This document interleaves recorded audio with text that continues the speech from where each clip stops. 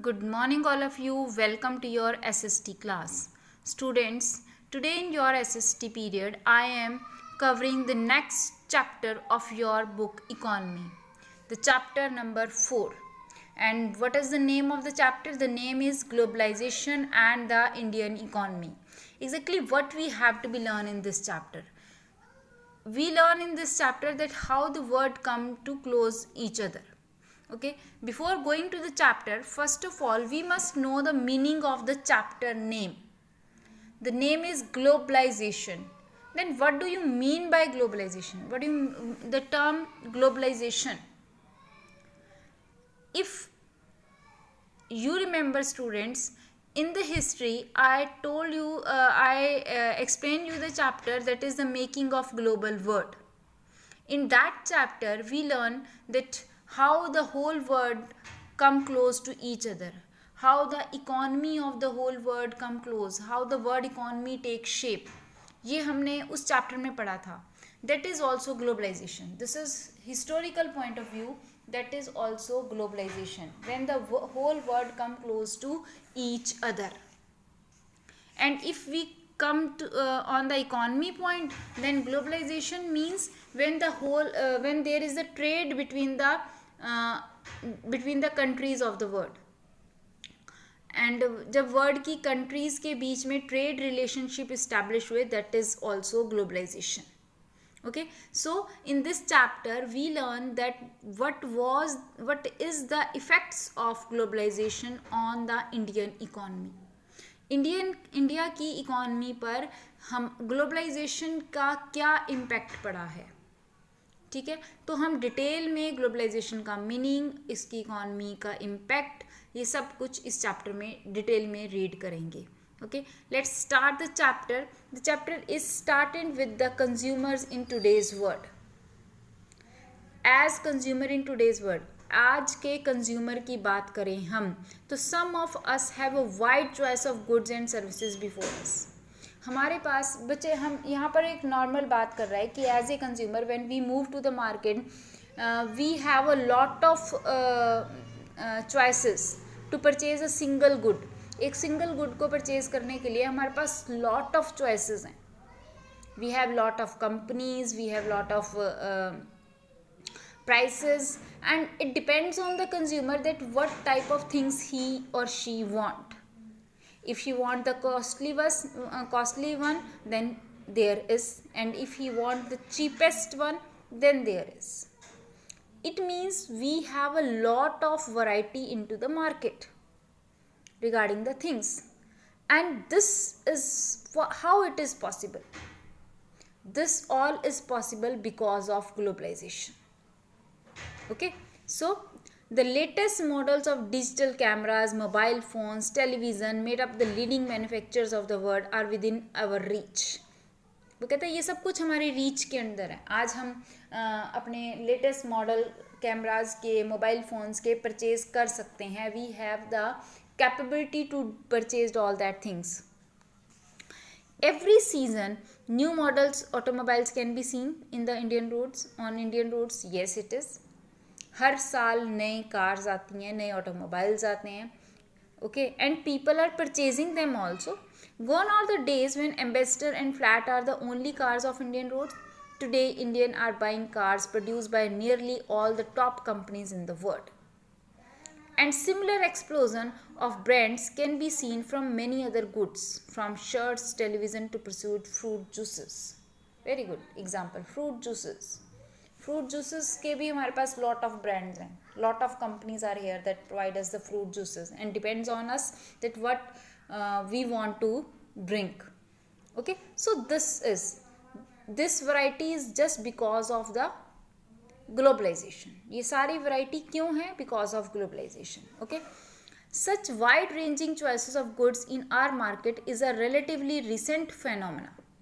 ये क्या है? रिसेंट फेनोमेना है, अभी डेवलप हुआ है. आज से अगर मैं 40-50 ईयर्स पहले की बात करूं, then we don't have lot of choices in the market. और 40-50 भी क्यों, just goes before 30 years. 30 years पहले भी market was not so much wide as it is today. Okay, so this all is the impact of globalisation. ऐसा क्यों हुआ, 30 years पहले क्यों नहीं था, अब क्यों है, ये हम चैप्टर में लेटर ऑन पढ़ेंगे. This topic we covered in the chapter. Okay, such wide ranging choices of goods in the market is relatively recent phenomena and would not have found such a wide variety of goods in the Indian market even 2 decades back. वही कह रहे हैं, आज से 20 साल पहले की अगर हम सिचुएशंस को देखें तो हमारे पास इतनी वाइड वैरायटी नहीं थी.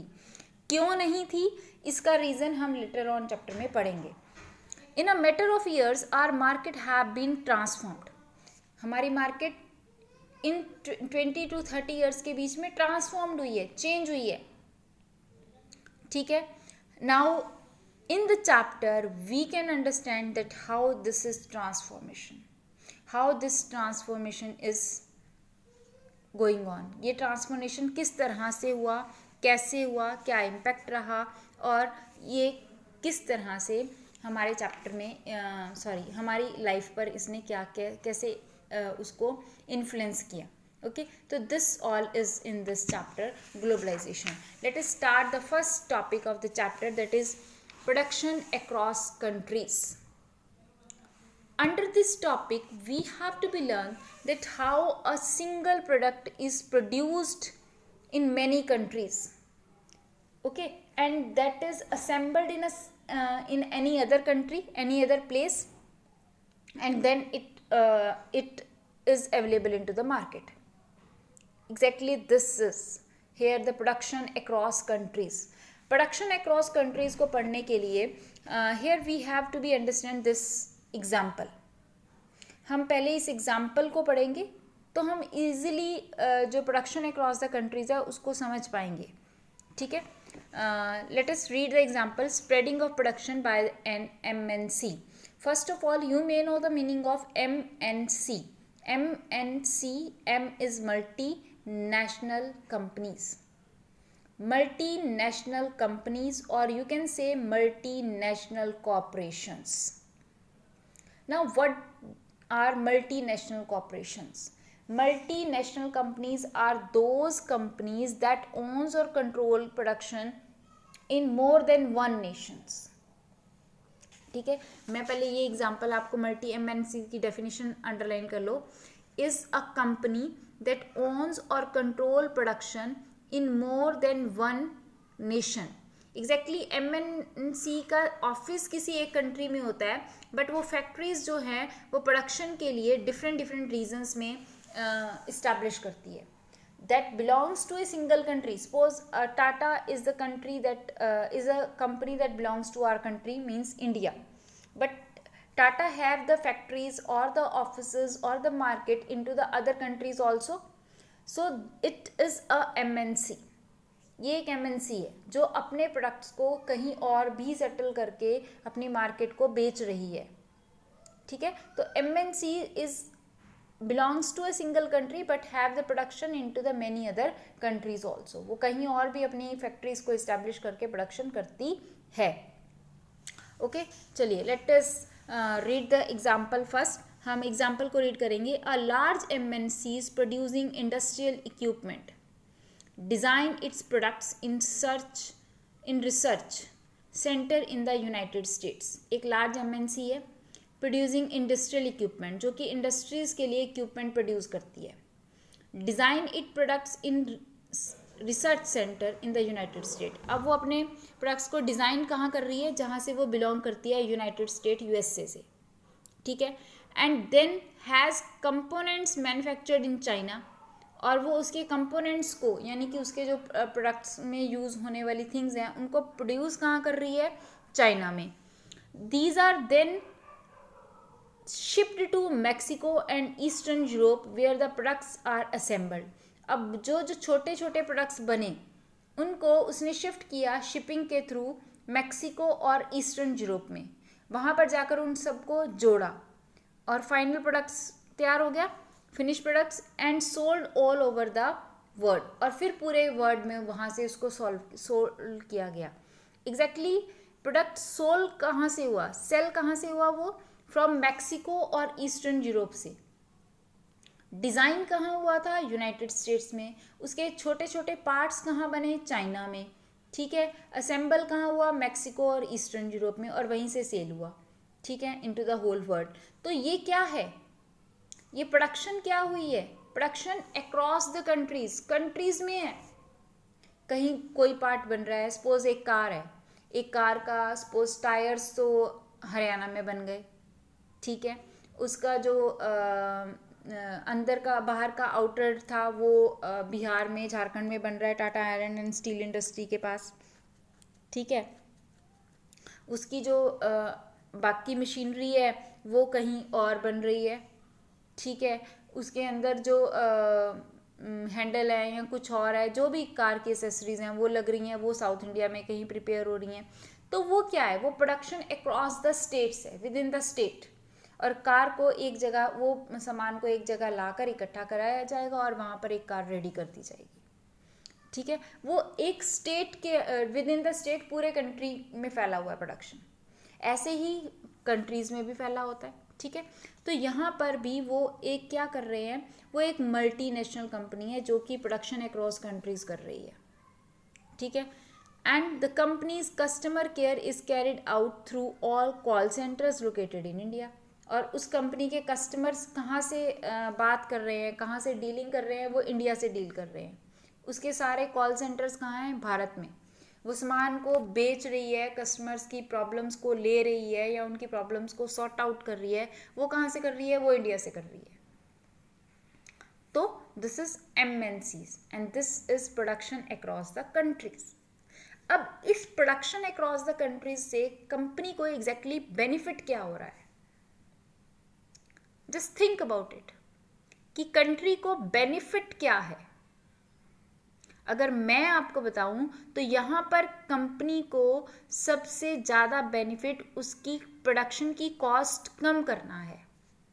वो वहाँ पर वो चीज़ प्रोड्यूस कर रही है जो जहाँ पर उसको चीप मिल रहा है। चाइना में मैन्युफैक्चरिंग चीप है, इसलिए उसने वहाँ से मैन्युफैक्चरिंग करवा दी, ठीक है। उसको मैक्सिको और यूरोप में लाकर क्यों असेंबल किया गया? क्योंकि वहाँ से उसको ट्रेड ईजिली बन जाएगा। मैक्सिको से वो पूरे अमेरिकन कॉन्टिनेंट में ईजिली ट्रेड कर सकती है उस चीज़ का, और ईस्टर्न यूरोप से वो पूरे Europe as well as Africa और एशिया में उसको बेच सकती है। तो जहाँ से उसको मार्केट ईजी पड़ रही है वहाँ पर जाकर उसने उसको असेंबल कर लिया, उसको बल्कि बनाकर फिर उसको सेल कर दिया, ताकि उसकी ट्रांसपोर्टेशन का खर्चा भी कम हो, ठीक है। तो यहाँ पर MNCs जो है वो मैक्सिमम क्या देख रही है? बेनिफिट्स देख रही है, ठीक है। तो ये एक हर एक कंपनी का मेन एम होता है, मेन ऑब्जेक्टिव होता है to look after the benefits. Let us read the topic now. अब हम टॉपिक को पढ़ेंगे। दैट इज, आई थिंक आपको बड़ी अच्छी तरह से समझ आ गया होगा कि what is production across the countries, ठीक है। Now I am just reading it. अब मैं इसको सिर्फ रीड करूंगी। Until the middle of the 20th century, production was largely organized within the countries. Production क्या है? Within the countries हो रही है.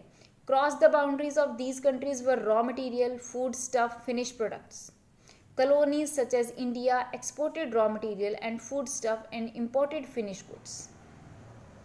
वो कहता है वो मिडल सेंचुरी की बात कर रहा है। तब भी क्या होता था कि जो कॉलोनीज होती थी क्रॉस द बाउंड्रीज, वो प्रोडक्ट्स को कंट्रीज से रॉ मटेरियल लेकर आती थी, फूड स्टफ लेके आती थी और फिनिश प्रोडक्ट्स बनाती थी, ठीक है। और कॉलोनीज में जाकर उनको बेच दिया जाता था, जैसे कि ब्रिटिशर्स करते थे। यहाँ से रॉ मटेरियल ले जाते थे और तैयार माल करके यहाँ पर आकर बेच देते थे, और इससे उनको क्या होता था? बेनिफिट होता था, प्रॉफिट होता था। यहाँ से रॉ मटेरियल सस्ता लेके जाते थे और तैयार माल महंगा बेचते थे, ठीक है।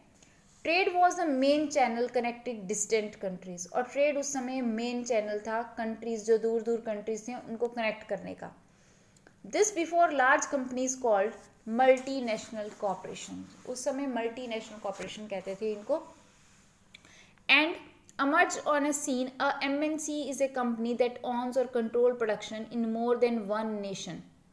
MNCs set up offices and factories for production in regions where they can get cheap labor and other resources. जहाँ पर वो कहाँ प्रोडक्शन करते हैं? जहाँ पर उन्हें cheap लेबर मिल रही है या अदर रिसोर्सेज मिल रहे हैं। This is done why it is done? So that the cost of the production is low. अभी मैंने आपको मेनली यही चीज़ बताई, that the main aim of the MNC is to get profit. Why he choosing different locations for the different work? To make the production cheapest, so that the company get maximum profit. Okay, तो वो cost को लो करने की कोशिश में ये सब कुछ कर रही है. Consider the following example. ये एग्जाम्पल आप फॉलो कर रहे हो, ठीक है. Now in this example, MNC is not only selling its finished products globally, but more important, goods and services are produced globally. वो कहता है वो सिर्फ अपने प्रोडक्ट्स को ग्लोबली बेच ही नहीं रही है, जबकि प्रोडक्शन भी ग्लोबली हो रही है. एक जगह प्रोडक्शन नहीं हो रही है, वो भी ग्लोबली हो रही है. As a result production is organised in increasingly complex ways. इसलिए प्रोडक्शन भी एक कॉम्प्लेक्स वे में हो रही है. Production process divide है, spread है different part of the country, and in the above example China provide the advantage of being a cheap manufacturing. ये मैंने अभी आपको बताया. मैक्सिको और ईस्टर्न यूरोप में वो यूजफुल है बिकॉज वहाँ पर वो क्लोजनेस है मार्केट की. यही मैंने आपको बताया था कि चाइना से उसको चीप प्रोडक्शन मिल रही है, मैक्सिको से वो चीप मार्केट ले रहा है नियर अबाउट द मार्केट. अगर if you remember in class 8th and 9th we learn that what are the factor affecting the location of an industry, and in that we learn that market plays an important factor. If the market is near about industries are established there. Okay, तो यहाँ पर market की closeness main मायने रख रही है, ठीक है. India is highly skilled engineers. हमारे यहाँ पर स्किल्ड इंजीनियर्स हैं, प्रोडक्शन अच्छे करते हैं और इंग्लिश स्पीकिंग बहुत अच्छी यूथ है, इसलिए हमारे यहाँ पर कॉल सेंटर इस्टेब्लिश किए गए, ठीक है. 50 to 60% cost saving for MNCs. The advantage of spreading out production across the border to the multinational can be truly immense. तो वो कह रहा है वो 50 to 60% एडवांटेज ले रहा है इस प्रोडक्शन को अक्रॉस द कंट्रीज करके, मैक्सिमम बेनिफिट लेने की कोशिश कर रहा है. Okay, so this is production across the countries. The next topic is interlinking production across the countries.